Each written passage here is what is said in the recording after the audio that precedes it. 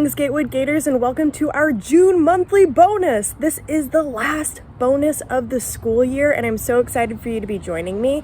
I want to say I have had so much fun on our nature-related journeys, everything from learning what seasonal eats and whether tomato is a fruit or a vegetable, to getting into those hands-on activities like pressing flowers and making seed bombs. For our last monthly bonus, I want to inspire you to get out either into the school garden, your garden, a local pea patch like the Barton Pea Patch, or maybe even a park, so that you can surround yourself with nature and make some beautiful observations.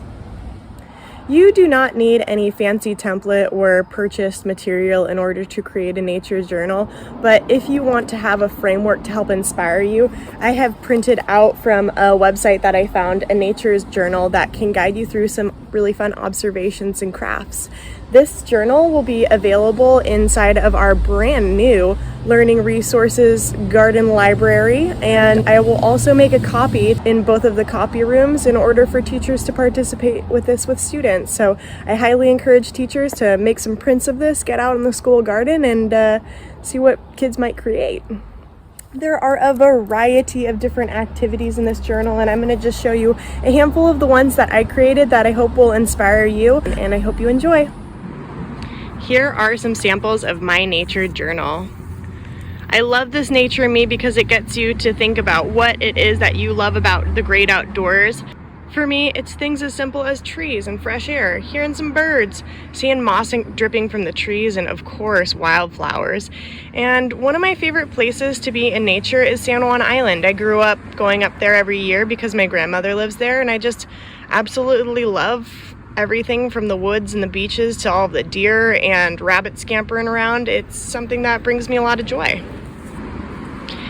This is an observation that I made back in May, and it was pretty drizzly in the garden, and one of my favorite observations that I had was a cute little snail slithering on a leaf. While they're not great for your garden, they sure are adorable. Here are some of the 5 leaves that I found. I used colored pencil to make these etchings, but you can use crayon as well. They're not perfect etchings, but I did really enjoy getting to see all of the veins coming out of some of these leaves. Here's some drawings. I made a picture of strawberry fields in our Gatewood Learning Garden with all of the flowers starting to pop. Those are going to be fruit soon. I found a cute little roly-poly pill bug. I made sure not to mess with it too much because I didn't want it to roll up into a ball and get scared. But I also found out that I have wallflowers in my own garden, and I really enjoyed getting to take pictures and smell and enjoy those. I saw a little robin chirping around in our school garden, and it was pretty cloudy that day with a little hint of sun. Had some fun just coloring and doodling. I also did a scavenger hunt. I just decided to color in the ones that I found. I didn't find a 4-leaf clover, but I definitely found a 3-leafer. I made a findings page that has fresh leaves on it.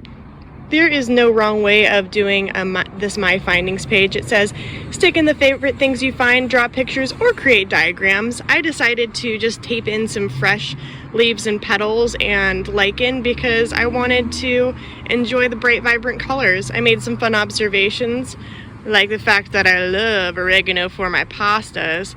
Hydrangeas are one of my favorite flowers. They're just so poofy and colorful.